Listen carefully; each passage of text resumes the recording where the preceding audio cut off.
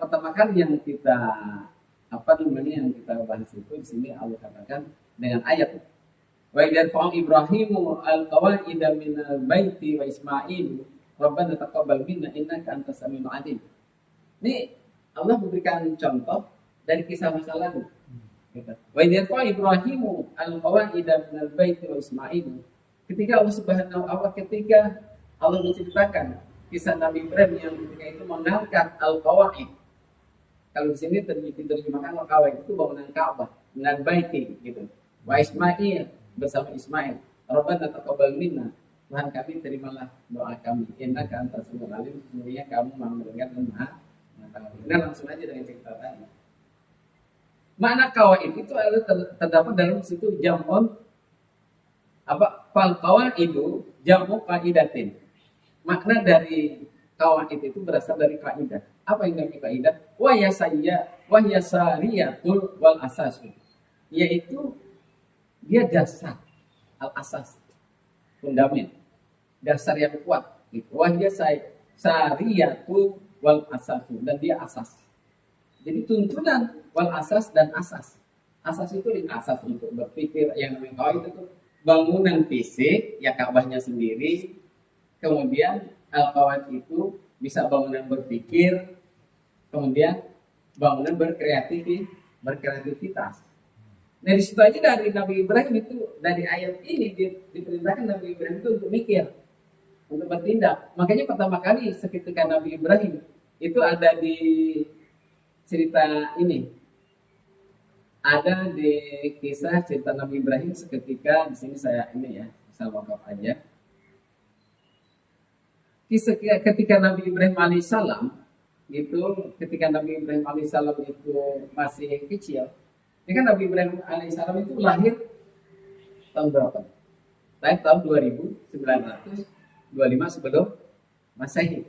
Itu kisahnya Nabi Ibrahim. Dan ayahnya Nabi Ibrahim itu siapa namanya? Azar. Dan Azar ternyata ayahnya Nabi Ibrahim itu pegawai Namrud, karyawan. Gitu. Nah, suatu ketika Namrud itu mimpi sama Fir'aun, mimpi kalau itu akan jatuh kerajaannya, gitu. Nah, makanya oleh anak yang kecil lah, baru lahir.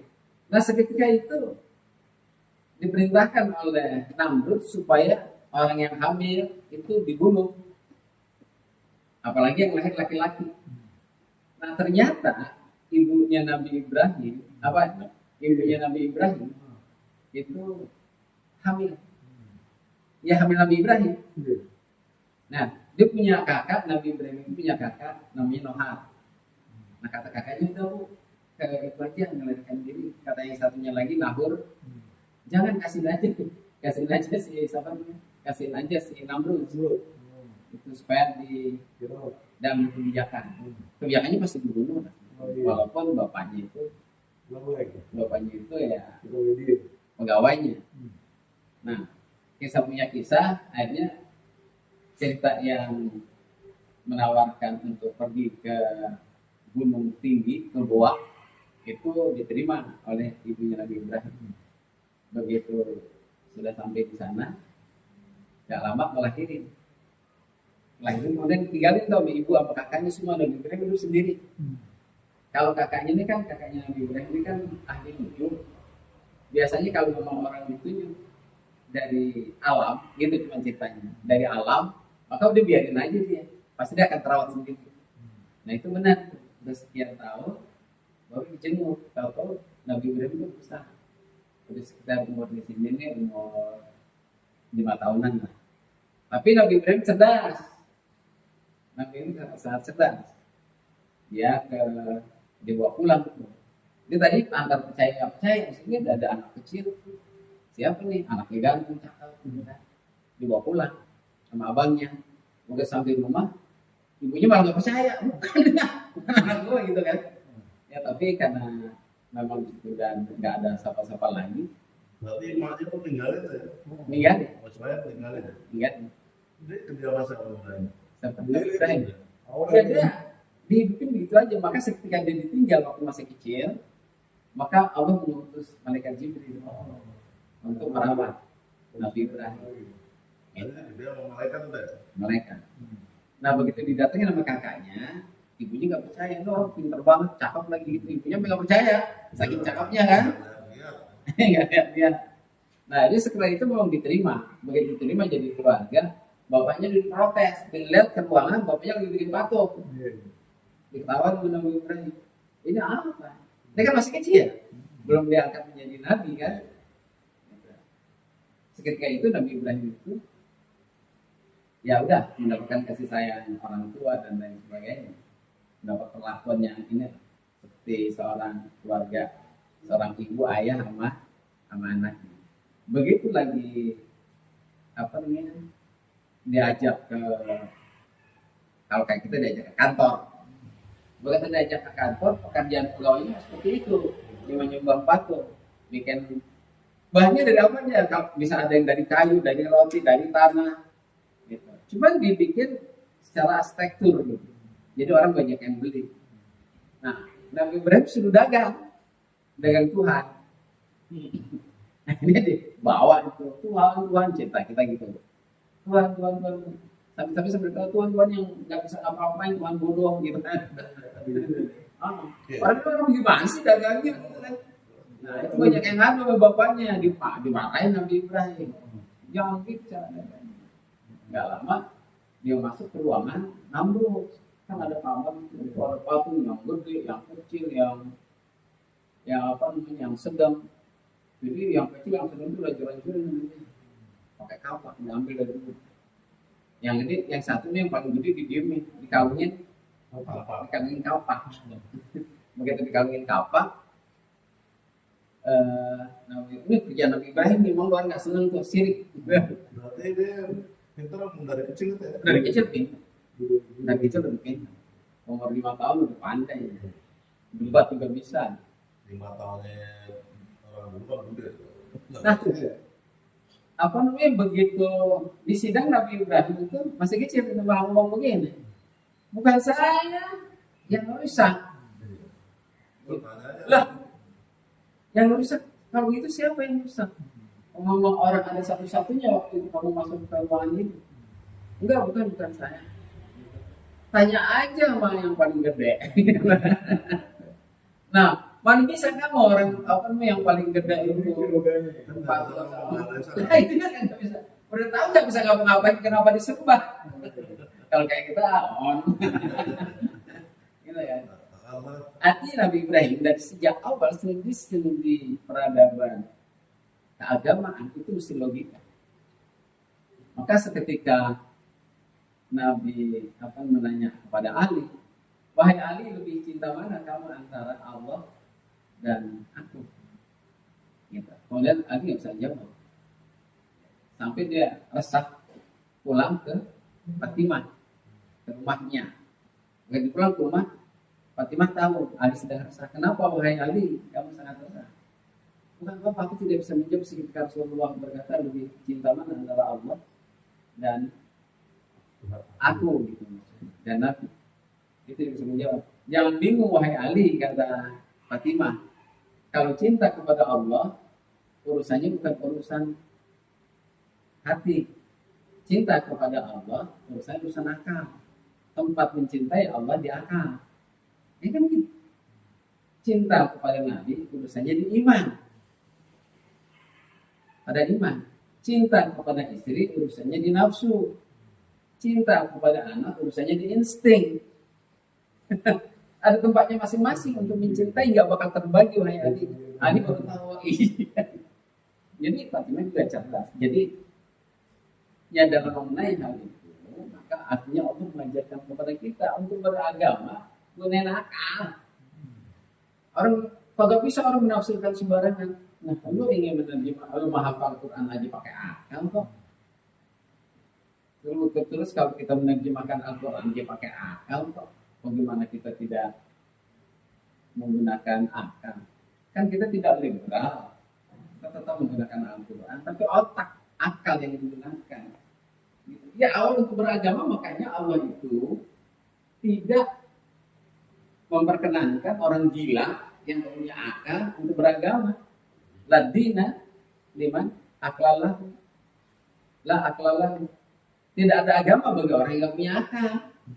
Nah sekarang tidak menggunakan akal kan beragama. Gitu. Ceritanya kayak gitu nih terusin yang tadi. Jadi untuk menafsirkan segala macam Al-Quran itu ya diperlukan dimensi saat ini. Kalau tidak ada nggak punya ruang kita untuk memperkaya hasanah Al-Quran. Gitu. Lebih baik membebaskan orang menerjemahkan apa saja ketimbang disumbat sama sekali. Betul nggak? Jadi untuk ini kayak gini.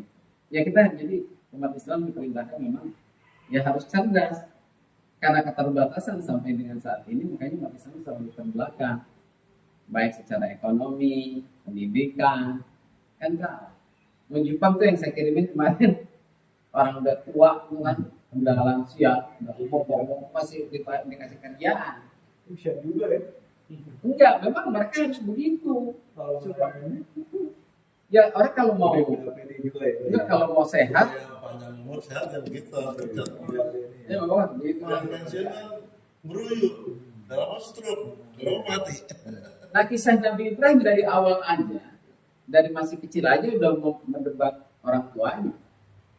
Orang tuanya udah didebat itu Nabi Ibrahim. Gitu. Dia mencari Allah kok. Begitu dia mencari Allah, sini ada matahari, mandi Tuhan. Begitu tenggelam, bukan Tuhan, nggak mungkin tenggelam. Ya apa yang dipakai? Hah? Oh bulan Allah, ini Tuhan, tenggelam lagi, bukan Tuhan nggak seperti ini. Ya, makanya di dalam sirah itu kisah satu Anbiya ada kisah cerita para Nabi Ibrahim mencari Tuhan. Nggak ada. Tanpa dia belajar sama orang lain, dikasih ilmu. Jadi memang kan gini, pada sebuah hadis qudsi Allah katakan gini, kata Allah itu tentukan dan mahfiyat aku orang. Awalnya kata Allah, aku adalah harta yang tersembunyi. Artinya sendirian, zatnya cuma sendiri, nggak ada yang kenal. An-Nurah, apa yang ingin dikenal? Bagaimana caranya? Fahalah tuhalkum fabi'arkum. Maka aku ciptakan makhluk sehingga aku dikenal. Nah, aku menciptakan makhluk sehingga aku dikenal. Allah pada makhluk itu nggak semua makhluk diperkenankan untuk mengenal Allah. Yang diperkenankan oleh Allah untuk mengenal zatnya itu siapa? Manusia, malaikat, jin. Ya, itu yang diperkenankan oleh Allah untuk mengenalkan zatnya. Maka dititipkan kepada manusia itu akal. Kalau nggak ada akal, manusia nggak akan Tuhan. Benar ya? Kalau nggak ada akalnya, manusia nggak mengenal Tuhannya. Makanya diberikan akal. Nah, dengan akal manusia itu bisa beragama, bisa berakhlak, bisa ngebangun, bisa ada kamera, bisa ada apa namanya yang buat bangun rumahnya Taufik, Ajopin, Aderon, Hebel, ya kan? Dan semua itu dibuat teknologi begitu maju, gedung-gedung pencakar langit, kemudian orang bisa pergi haji dengan pesawat. Apa kalau kata Allah, wa'adin dinasi bil hati kita di jalan aku di domain linkul di panjin amin. Kata Allah begitu. Allah itu sudah nanti suatu saat akan ada orang itu menunaikan ibadah haji dari berbagai daerah. Dengan apa? Jalan kaki, nggak mungkin kejauhan. Terus sekarang ada teknologinya apa pesawat. Orang bangun pesawat dengan apa? Akal. Jadi nggak bisa orang itu tidak berakal. Nah ini ayat ini, tafsir ini mengajarkan kita ke arah itu sebetulnya dari kisah Nabi Ibrahim aja dari awal sampai akhir itu menceritakan tentang keberadaan akal. Dan Allah dalam hadis qudsi juga, aku titipkan pada manusia akal supaya mengenal zatnya. Gitu. Ya, jadi coba. Ya ini dititipkan. Mungkin saya nitip nih yang anak-anak. Pak Jokowi mau cucunya, saya anaknya. Ya, coba deh diperbaharui cara. Apa namanya memberikan image tentang Islam ke anak-anak cucunya. Ya, lebih fresh, lebih luas dalam memahami Al-Quran. Walaupun nantinya sekedar di musola. namanya ilmu sih sebetulnya ada di mana-mana. Gitu. Gak ngeliat masjid itu bisa terus ustadznya kayaknya hebat-hebat ya, enggak. Bisa juga ada, bisa juga enggak. Ada juga yang hanya sekedar di kalau kayak dulu tuh Socrates ngajar anak-anak muridnya itu di bawah pohon bambu. Namanya kalau skolastik, gitu kan? Nah, makanya sekarang skolastik itu jadi bahasa literatur dari sekolah, itu skolastik kan. Kalau orang Belanda bilang skala, orang Inggris bilang sekolah, Indonesia bilang sekolah. Gitu. Orang Jawa bilang sekolah tuh, ayo sempat. Sekolah kali. Sekolah. Sekolah. Sekolah ya. Sekolah. Sekolah. Dulu tapi Sekolah. Iya. sekolah. Kalau di daerah kan banyak tempat Iya. sekolah. Sepiring gitu. Nah, selama ini kita banyak yang perlu kita cermati, banyak tinggalan. Sementara ini banyak orang tuh pergi haji ke Makkatul Mukarramah. Lihat bangunan haji yang ada sekarang. Apa bangunan Makkah yang ada sekarang? Itu yang bangun siapa? Nabi Ibrahim. Atas siapa? Atas perintah Allah. Bagaimana bentuknya? Bentuknya kan bentuknya kan segitiga, kubus. Bentuknya kubus. Gitu. Apakah segitiga? Tidak. Orang-orang dulu standarnya kalau bangun rumah kan bangunan kan standar segitiga. Coba lihat orang-orang Dayak. Segitiga. Tapi pada kaum muslimin itu segi empat. Itu bangunan yang awal dibangun oleh Allah Subhanahu wa taala itu kubus. Kan gitu. Kan inna awwala baita inal awwala yang pertama kali dibangun inna Makkah mubarakah. Nah, awal Mekah awal yang pertama kali dibangun oleh Allah. Yang pertama kali dibangun oleh Allah. Inna awwala linnasi Makkah mubarakah. Sungguh yang pertama kali dibangun oleh Allah, bangunan itu Makkah, Ka'bah. Modelnya kayak apa? Kubus. Coba kubus itu seperti apa? Kubus itu kan ada berapa dimensi? Kubus itu ada 16 dimensi. Dan kelihatannya sederhana ya. Semua bangunan coba dilihat kubus. Karena kubus yang paling efektif dalam sebuah kehidupan. Dan bentuk kubus itu. Orang kan nggak pernah pelajari. Artinya ada 16 dimensi. Coba kayak kita. Ini coba deh, bagaimana? Ini buku Qurannya. Ada sedikit. Ada nggak? Nah ini coba ibaratnya. Ini ada berapa dimensi? Pertama 1, 2, Samping 3, 4, 5. Berapa ya? 6. Tuh 2, 3, 4. Nah, Iya. Enggak, betul. ini dalam sudut tuh 1, 2, berapa? Tapi kan dari sini juga. Iya. Sini, terus sini. Berapa? Saya itu 16. Ada 16 dimensi. Itu artinya menunjukkan apa? Menunjukkan bahwa sudut berpikir, sudut pandang manusia itu bermacam-macam. Kalau kan bisa dilihat begini, wah cakep ya, wah cakep ya, wah cakep ya, wah cakep ya, wah cakep ya, kan gitu. Jadi sudut dimensi manusia bisa melihat Ka'bah itu bisa dilihat dari berbagai dimensi. Itu adalah cara pandang. Al-Quran mengajarkan kita, Allah mengajarkan kita dengan Al-Quran ini, bahwa kamu harus berpikir. Dalam Al-Quran itu ada apalah tatafakkarun, apalah yatadabbarun, apalah ya'qilun. Itu banyak disampaikan. Kita suruh mikir. Dari semua kejadian yang ada kita suruh mikir. Kita tidak liberal ya dalam menerjemahkan. Iya, benar. Nah, jadi apa namanya? Quran mengajarkan kita seperti terlalu banyak ayat-ayat yang memerintahkan kita untuk berkreativitas, berpikir, berinovasi, supaya kita ini bisa lebih pandai, cerdas. Orang yang cerdas pasti mengenal Tuhannya, kan orang sekarangnya gitu. Nah, berapa banyak orang-orang ateis sekarang ini di Eropa itu banyak masuk Islam, karena ajaran ini memerintahkan untuk berpikir. Nggak boleh nggak boleh diam berpikir, karena kalau orang berhenti berpikir sama juga dengan kematian, hidup tapi nggak ada. Kalau berhenti berpikir, orang kafir itu kan udah tahu itu Yesus Tuhan ya nggak ada. Dia nggak mikir lagi, cukup Tuhan kok Yesus. Itu aja belum Cuma ada. lagi. Pasti ke Iya, Nggak, mereka udah ngakuin tuh sebenarnya. Cuman kalau itu merubah ke Islam, mereka jadi miskin. Mereka udah ngakuin kan. Miskin maksudnya Ya, kan sekarang kepemimpinan kan nggak bisa dirubah. Kemudian mereka jadi Islam kan, ya kan? Kan selama ini mereka dapat santunan dari jamaah.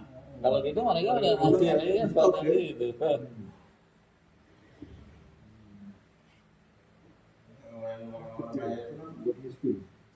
Dia udah begitu aja.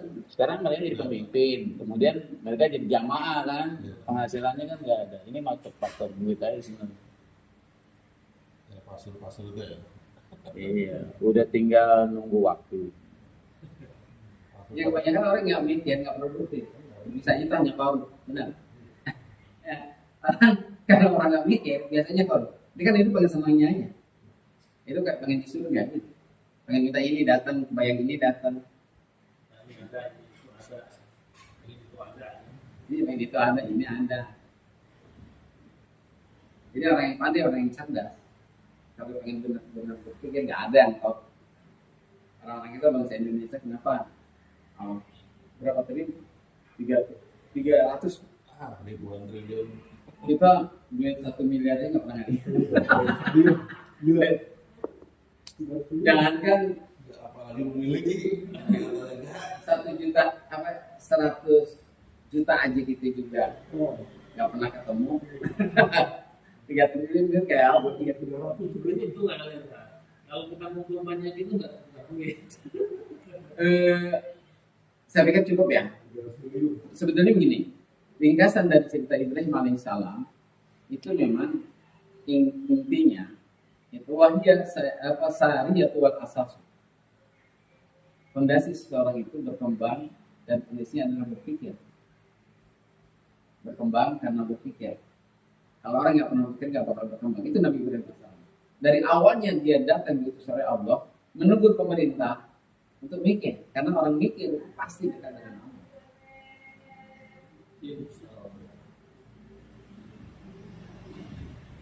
Para ahli tasawuf itu kan sangat cerdas, gitu. Makanya kedekatan diri kepada Allah sangat kuat. Cukup, mudah-mudahan ada hikmah dan manfaatnya pengajian pada pagi hari ini. Ada manfaatnya untuk kita semua. Waman ahsanu qawlan mimman da'a ila Allah wa 'amila shalihan wa qala innani minal muslimin. Allahumma rahamna bil Qur'an waj'al lana imaman wa nuran wa rahmah. Allahumma dzakirna bil nasina wa 'allimna minhum ma jahilna